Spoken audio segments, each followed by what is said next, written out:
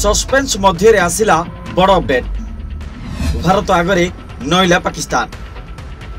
Hybrid model रे राजी है पाक cricket board. ICC champions trophy एवं हाइब्रिड मॉडल रो होस्टिंग को नहीं चली सस्पेंस मध्य एक बड़ अपडेट आसी। नवेम्बर 29 रे आईसीसी मीटिंग रे अंतर्जातीय क्रिकेट परिषद पाकिस्तान क्रिकेट बोर्ड को कही चैंपियंस ट्रॉफी 2025 एकमात्र विकल्प होउछि हाइब्रिड मॉडल। खबर अनुसार मेगा टूर्नामेंट पर हाइब्रिड मॉडल को पीसीबी राजी होछि, किंतु यह मध्ये कहिछि जे जदि भारत आउट हो जाए तेबे इवेंट रो फाइनल लाहौर रे अनुष्ठित हेबो एवं जदि भारत आईसीसी टूर्नामेंट आयोजन करी तेबे हाइब्रिड मॉडल रे मैच खेला जिवो। ग्रुप पर्याय एवं सेमीफाइनल फाइनल समेत दुबई भारत रो समस्त मैच आयोजन करिबो। जेतेबेले भारत सरकार निज दल को पाकिस्तान जीवा को अनुमति देवा को मना कर देथिले सेतेबेले यह घटिथिला।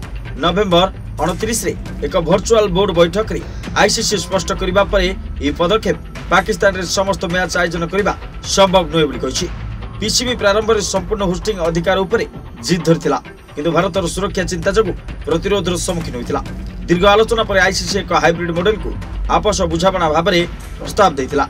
आईसीसी बोर्ड समस्त 12 जन पूर्ण सदस्यों प्रतिनिधि 3 जन सहयोगी सदस्य एवं आईसीसी सभापति सम्मति बिना समाप्त होइतिले। तेबे पीसीबी रो परीक्षामूलक चुक्ति समाधान पर बाट खुली। हाइब्रिड मॉडल पाकिस्तान को आंशिक होस्टिंग अधिकार प्रदान करथाय, जहाद्वारा एक प्रमुख टूर्नामेंट स्थान भाव में यार भूमिका बजाय रही है। Report rising Odisha.